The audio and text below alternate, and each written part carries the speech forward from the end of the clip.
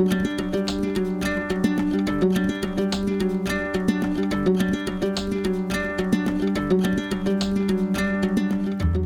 this season of Tree Speech, we are focusing on how we commune with trees, the conversations we have with them, as well as the spiritual, mythical, and personal ways people relate to them, not only in our present day, but also throughout history. Appearing in numerous religious and sacred texts, art, literature, science, religion, philosophy, and mythology across faiths, cultures, and civilizations, we couldn't explore our relation to trees without examining the tree of life. The tree of life, sometimes referred to as the world tree, appears in mythology and folklore of cultures around the world and varies slightly from culture to culture. A common theme that is shared, however, is the idea that a mystical tree connects the spiritual and physical worlds. In addition, the tree of life is foundational to supporting all life on this planet. My name is Dory Robinson, and this is Tree Speech, a podcast where we practice hearing the forest through the trees. This week's episode was written and recorded in Massachusetts, on the native lands of the Wabanaki Confederacy, Pennacook, Massachusetts, and Pawtucket people, in New York on the land of the Lenape tribes, as well as on the lands of the Confederate tribes of the Siletz Indians and the Grand Ronde Cowlitz. Tree Speech is co-written and produced by Jonathan Zautner and Alight Theater Guild.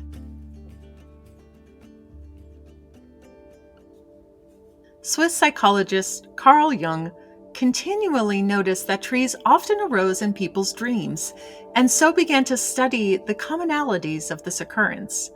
Through his research, he discovered that trees were part of the collective unconscious, indicating growth, unfolding, shelter, nurturing, permanence, rootedness, and rebirth, and concluded that the tree is an archetype, a symbol deeply ingrained, even hardwired, into the human unconscious. The fact that this ancient symbol for life is a tree is fitting. After all, throughout history, human beings have always paid homage to trees. Our distant ancestors clearly understood how important trees were for supporting life on Earth, even before the times of scientific inquiry. The connections between trees, religion, and spirituality date as far back as humankind, with deep ties in every culture, faith, and civilization: Jewish, Christian, Islamic, Buddhist, Hindi, Mayan, and Celtic interpretations, just to name a few. The oldest known example of the tree of life depicted in art was found in excavations in Turkey dating back to 7000 BC, specifically figures of pine trees depicted on vases and potteries. What makes it particularly interesting is that pine trees have been used in art and ceremonies by other civilizations, including the Romans, since they are evergreen and seem to have eternal life. There are many references to the tree of life throughout ancient cultures as an imago mundi, meaning the image of the world. For example, in Nordic mythology, the tree of life was massive and grew out of the well of Urd, which was an endless pool that held universal wisdom and other powerful cosmic forces. Known as the Yggdrasil tree, its roots and branches held the 9 worlds of the cosmos together. In fact, it was so important that the well-being of the entire world depended on the tree's own vitality. The Norse god Odin wanted to possess the knowledge contained in the Yggdrasil tree and the well of Urd. Thus, to demonstrate his loyalty to this quest, after sacrificing his eye and throwing himself on his spear, he hanged himself from a branch, nearly dying in the process. However, in the end, he survived, gaining the knowledge of the universe. Greek mythology has a few different stories about magical trees, which closely resemble the idea of the tree of life. In one story, Zeus marries the goddess of the earth, Gaia, and from their union a giant oak tree sprouts. In other versions, as in the story of Osiris, Zeus becomes part of the tree. As with other Tree of Life stories, the roots of the Greeks' world tree were said to reach Tartarus, the Greek underworld, and its branches could reach the stars.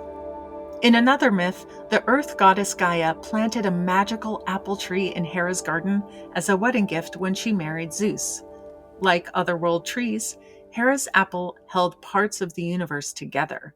At first, Hera appointed some nymphs to tend to the tree. However, they proved unreliable, so Hera got a dragon named Lothan to guard the tree.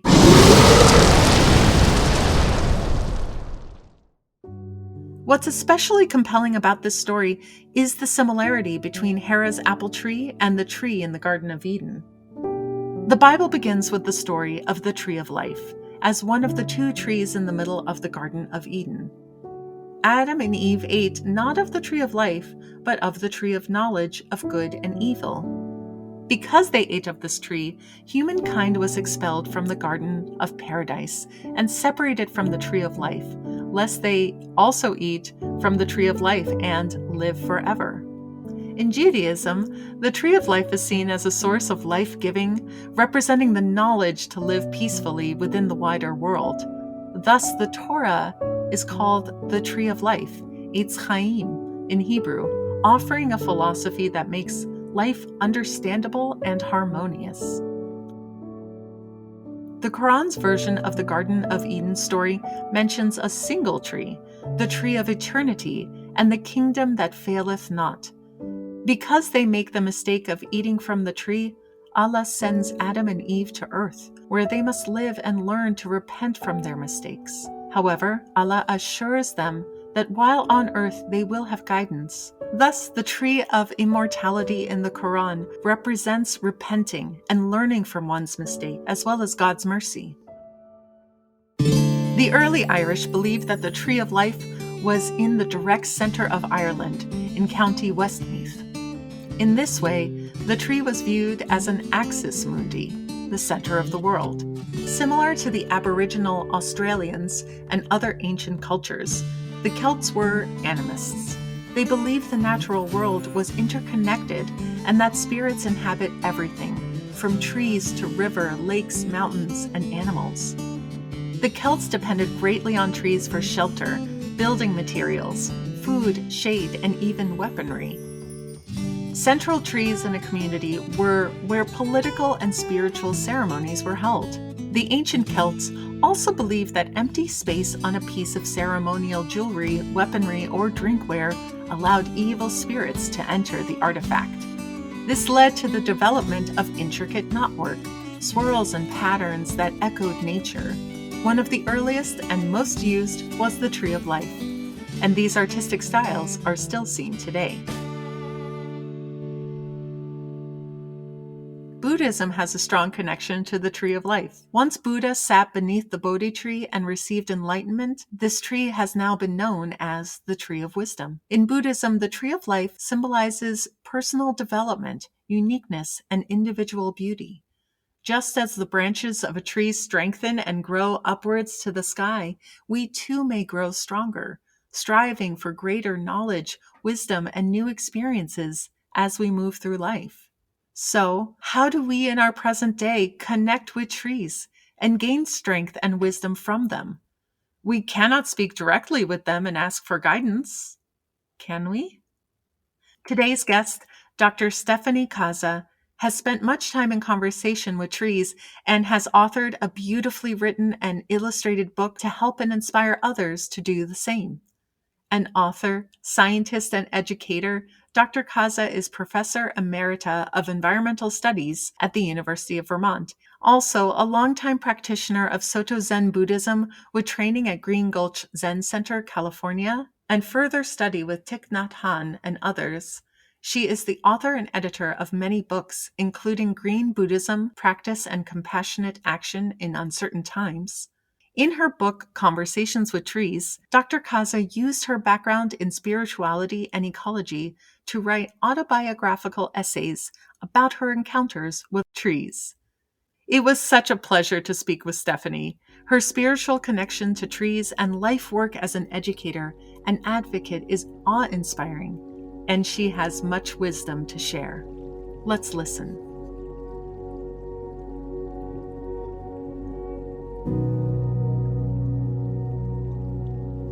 Well, first of all, Stephanie, I just want to thank you so much for being with us today. I know you're a very busy person. Thank you for carving out the time. It's really a delight. People that love trees are my people. That means we're your people, so that's wonderful. We are very curious about the intersections of spirituality and trees. And as someone whose work explores the intersection of religion and ecology, can you tell us how this journey began for you? Well, I could say that it was through reading a book or teaching a class, but honestly, I better start with the first key tree teachers in my backyard growing up. So first in Buffalo, New York, there was a generous, gracious apple tree right in the backyard. And I was lucky enough to have a bedroom with a little deck off it that was right next to the apple tree. So I spent hours out there just watching the light and the shadows when I was like 5 and 6. And I will say I'm extremely happy to be living now in Portland, Oregon, with a big apple tree right outside the window where I'm sitting. But then I also, as I became a teen, I was here in the Pacific Northwest, and there was a big ravine behind our house, and it was filled with Douglas firs. And there, I often walked the trails down by those Doug firs, but at the very base of them by the creek was a stand of 5 giant redwood sequoias. And that became a really important place of pilgrimage through my teens, because it felt like a refuge, a place of stability. And again, I'm not sure that I could have told you what the trees were teaching me. I just knew that was a really good place to be, that it felt safe, and that those trees meant a lot to me. So the trees were first before Buddhism, though I did spend a good chunk of my teenhood also part of going to a church. So I'll give them some credit too, the Unitarians. And I mostly did it through music at that time. So music was a very important expression. And when I went away to college, I went to Oberlin College, where I could sing in the choir and also be a biology major. It was the perfect combination. But that experience of choral singing, I think, developed a sense of resonance at a vibrational level for me that is part of the way I relate to trees today. And I'm still singing in a choir. I really feel the human voice is a marvelous counterpart to the voices, of all the other beings, trees and birds and so on. Now, I was lucky to be at Oberlin spiritually because it had a long theological tradition and also a very strong activist tradition. And I was there in the 60s, very formative time, demonstrations in the streets. I grew up really fast. But what came through all this time and into my Buddhism was that spirituality and activism and engagement all go together. They're not separated. So as I went into my 20s, I had been a biology major. I came to California. I learned all kinds of natural history. I was birding and botanizing, teaching outdoors. I had a long 5 years with the Point Reyes Bird Observatory and then the UC Berkeley Botanic Garden as their education director. So I was teaching people all about the natural world. And I did go on to finish a PhD in biology. But in the middle of all that, my modern dance teacher said, "You should come to Naropa. I think you'd really like it." So I went to Naropa Institute in Boulder, Colorado, and I thought I would just hang out and go to poetry classes with Allen Ginsberg and take dance class with Lee Worsley. It was an amazing time. And along the way, I learned to meditate. And I really took to it. It was just the most natural embodiment, perhaps, of not just breathing, but of my understanding of treeness. So I returned to Santa Cruz, and then I went to live for a year on the land. I had to go do my hippie thing. But when I returned from making a lot of compost, I came to live at the Santa Cruz Zen Center. And there I met my ordination teacher, Kobun Chino. So my introduction to Buddhism was very filled with an experience of the arts and of a kind of spontaneity. So I really took to Zen, which has that kind of flavor. And Kobun himself is quite a poet, a musician. He played the flute. He was a calligrapher. And he was a very affirming and accepting teacher. And you won't be surprised to hear this, but the rural retreat center that he was associated with, Jikoji, was above the hills of Palo Alto, and he was just fine with us sitting on the outdoor deck outside the Zendo, surrounded by bay trees. So I often did that or did walking meditation on that outdoor deck. And in fact, the very first tree piece I wrote for Conversations with Trees was written there by the pond at Jikoji. So this is a longish story, but I did go on to do a degree with Starr King School for the Ministry and taught environmental ethics there. And there brought those Unitarian students out to meet my trees, of course. And it was just my good fortune that as I started teaching at University of Vermont, the entire field of religion and ecology had just kind of burst open. It took a long time to arrive. And I came with environmental ethics and all this Buddhist training. But suddenly people wanted someone who could speak to Buddhist philosophy and address environmental concerns. So I just got on the bandwagon very early on. Lucky for me. Lucky for you and lucky for us. Thank you for sharing all that richness. It really sounds as though your journey with trees and your journey with Buddhism really intertwined so spontaneously, but also naturally. Now we're going to focus on your book, Conversations with Trees, within which you have a chapter called Magnetic Presence, in which you write, "Some part of me is tree."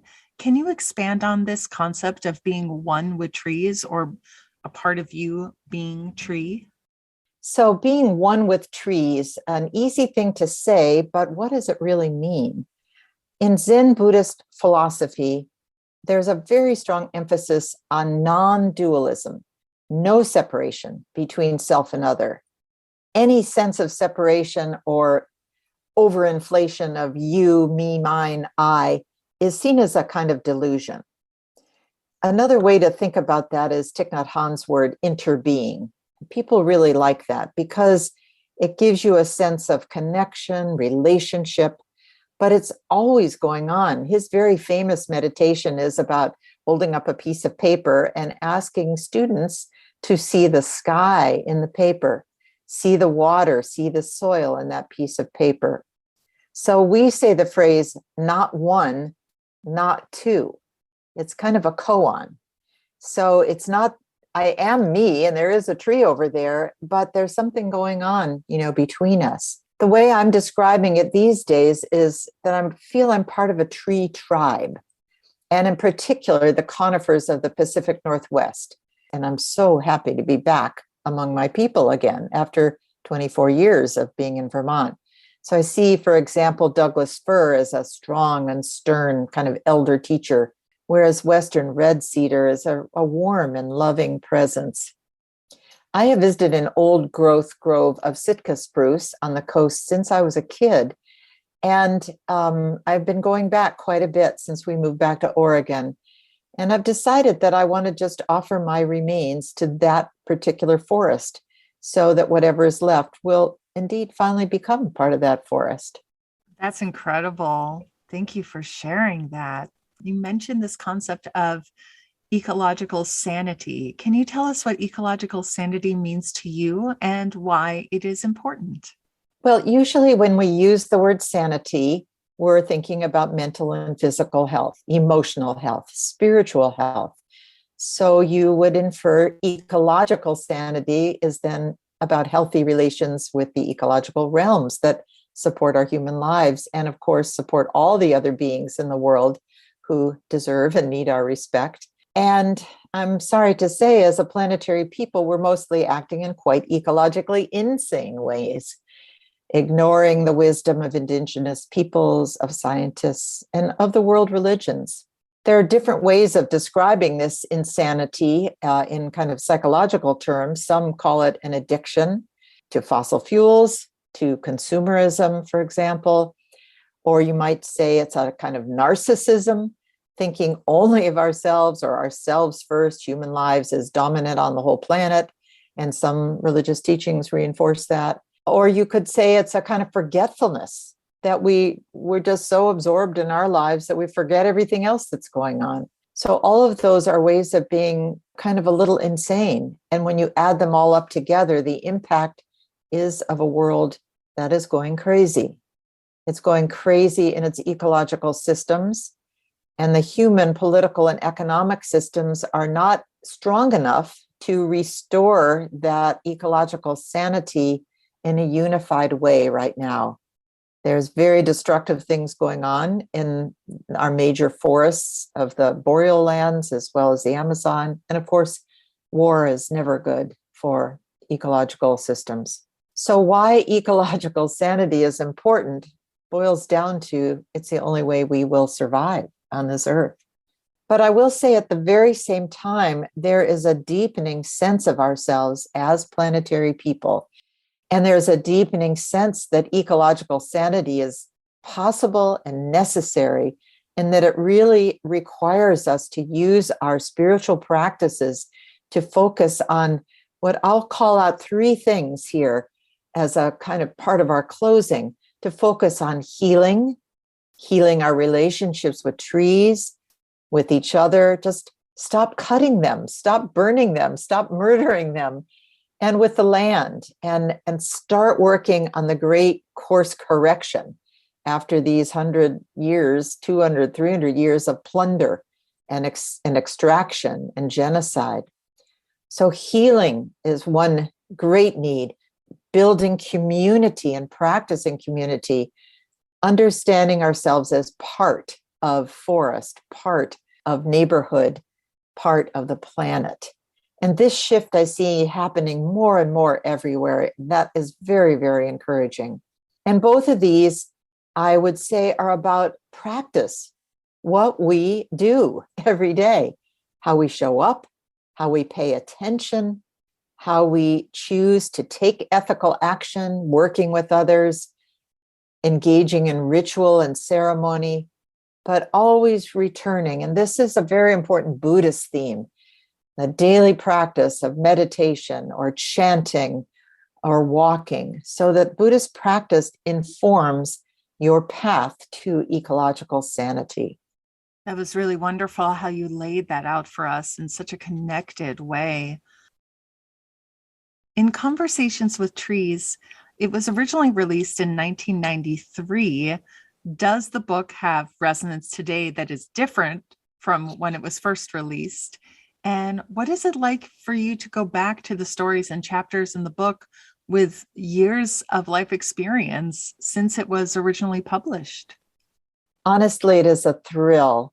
When I reread those stories, I think every word is true. That absolutely happened. I can remember it in my body. They somehow have really held up. And I especially, one of the best stories of the whole project is that when I decided I really wanted an artist for the book, I thought it would just make the book so much better.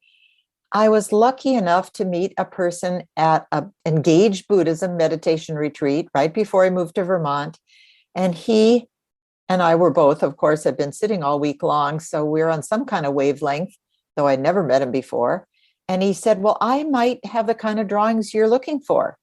And he sent me a package and I fell in love right there. And that's our love story. And today now, Davis and I have been married 23 years and he is still drawing trees. And I'm thrilled to have his drawings in the book.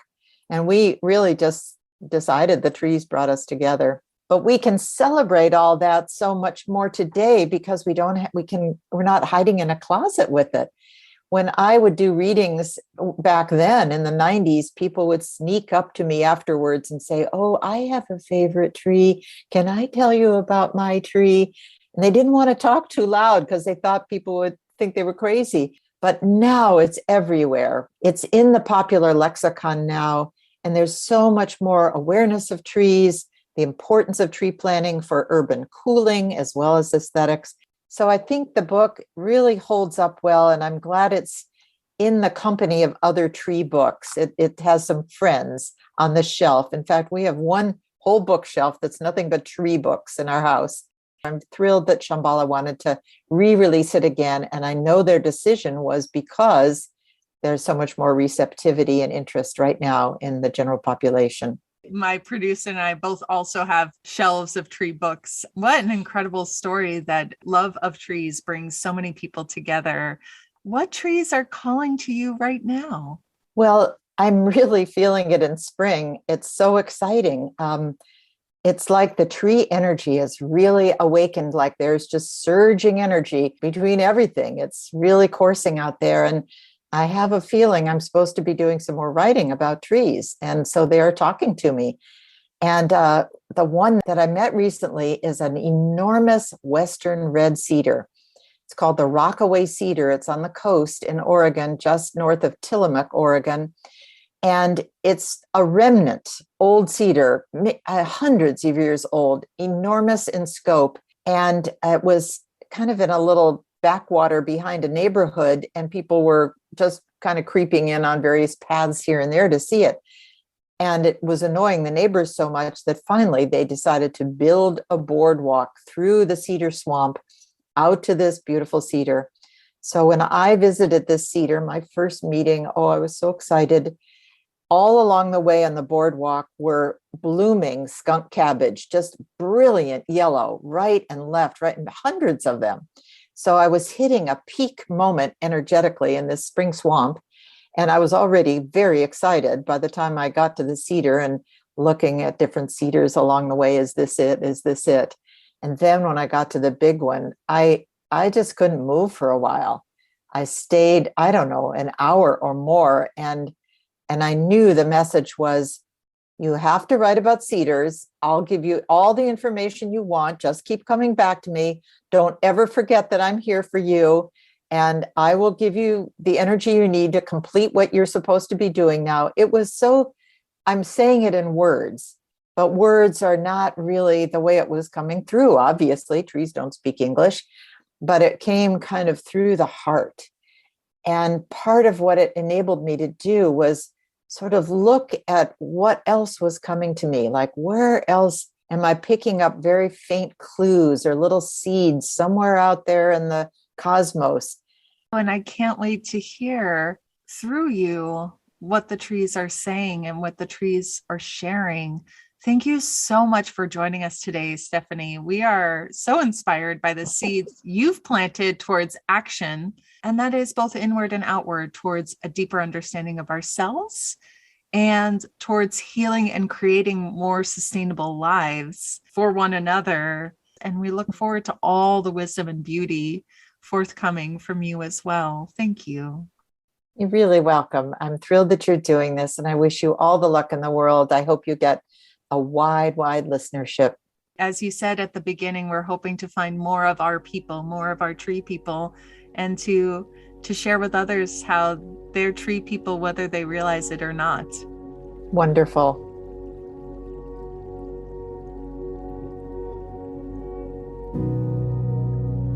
I was struck by the clarity Stephanie has when she speaks about and with trees.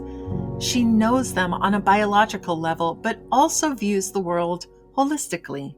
Her stories center around trees as living, sentient, though sedentary, beings, and find ways to converse with them by giving those interactions space and time. It takes a lot of effort and patience to understand a human on many levels. So too with a tree. Carol Cusack, professor of religious studies at the University of Sydney, wrote that the powerful and evocative place that trees hold in the human imagination, which is apparent in religious and spiritual contexts, is due to their kinship with human beings. Their substitutability is due to their being different yet continuous with humans in that they both share life. This is the work that Stephanie does to make it clear that trees are alive, worthy of large myths and religious symbolism, and also our personal, intimate relation to them in our everyday lives. In her book, Conversations with Trees, Stephanie writes, quote, "Trees have historically and mythologically represented many things. The tree of life, the axis of the earth, tribal ancestors, home of spirits. But my efforts here, awkward as it feels at times, is to try to speak directly with trees." She continues, quote, "In these meetings of trees and person, I allow myself to see and also be seen by trees. As in most good conversations, There's the desire for more contact, more time together, and more depth. To cultivate this opportunity will require a level of love, effort, and spiritual integrity that I can only just begin to imagine. Stephanie has put in that love and effort over years to develop her own relationships with trees. What would you like to speak to a tree about? What do trees mean or symbolize to you? And how about the tree of life? Does it hold meaning for you at this time? I've always loved seeing the tree of life in art, from Gustav Klimt to jewelry, and a multitude of interpretations in between. Yet I struggle to find my own unique connection with the tree of life. However, doing research for this episode has been inspiring. I love learning about the many ways the tree of life has been a part of cultures and civilizations. It all shows me that there are many access points to connecting with the tree of life. Maybe I simply need to broaden my view. All trees give life. Without trees, there would be no human beings. We are in a deep relationship with one another. I constantly learn from trees and receive sustenance, knowledge, and health and inspiration. This week, we are celebrating another powerful force of creation, love and sustenance, mothers. In honor of the upcoming Mother's Day, my producer Jonathan and I have asked our mothers to share a sapling or short tree-related story of their very own. We take this time to honor our own mothers and the mother figures around us, extending this biological definition out to cover anyone who has brought something to life and or who fosters the growth of another.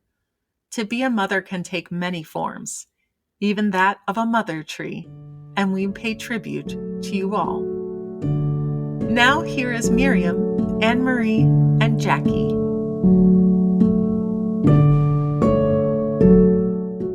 Our apartment building was built in Holon near an already established neighborhood. It was beautiful. It was all one story with a big front yard. And my pediatrician lived in one of these houses.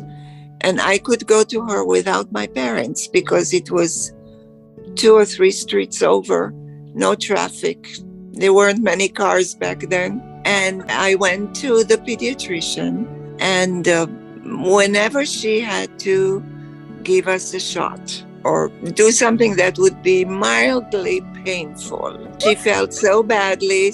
And she was a very practical woman. She spoke to the point, not spoiling you in any way, but she felt so badly after giving you a shot that she would walk you out to the front yard on your way home and pick a mango from her mango tree and give it to you as a prize to bring home. And mango trees were very rare back then, so it was always a treat. So actually, before it transformed, on the way to school, I walked to on paved road for the most part until I got to an area where it was dunes again, and I had to cross the dunes to get to school. And in the middle of the dunes were a sycamore tree. And but it was the most wonderful tree because it had very strong branches, low enough for us to climb on and then climb higher and higher. It was halfway to the school, and that's where we had all our meetings. From 2nd grade to 8th grade, our socializing was in this sycamore tree. And then when they continued building the city around and they built on the dunes, luckily they preserved the tree. They built a little rotary for the cars to go around it, and it's still there.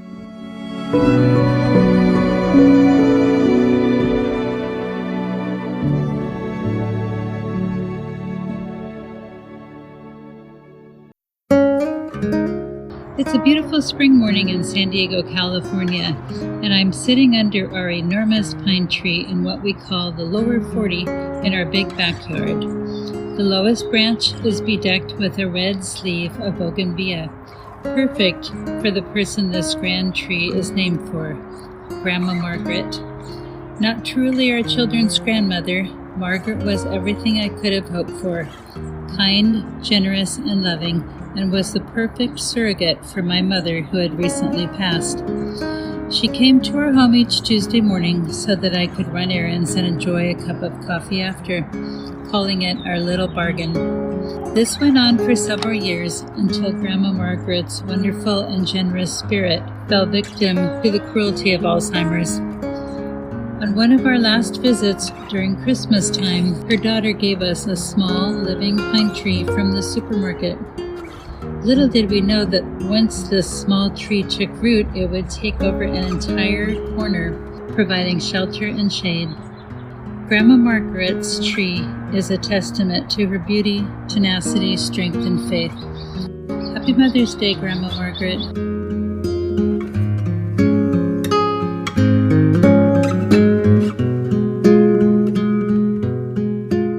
I've always had an affinity for trees. Tree blossoms in spring, summer shade trees, trees in rich fall colors, and holiday fir trees.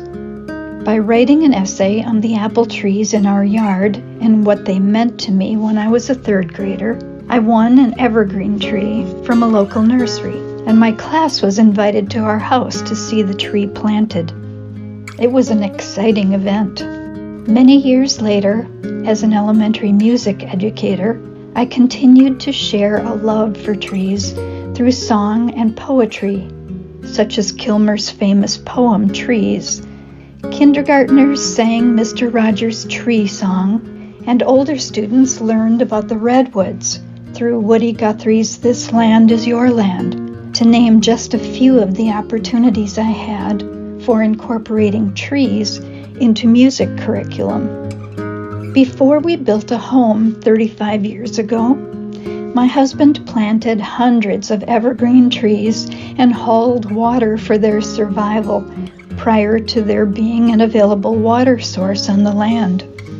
We added beloved birch trees, and when I planted another favorite, a willow, in the absence of rope to stake it, I had to use what was on hand, speaker wire, which somehow seemed apropos for a music teacher. Today, that tree soars 40 feet in the air, and the wind still sings a sweet melody through its willowy branches. I see trees of green, red roses too. I see them bloom for me and you, and I think to myself, what a wonderful world.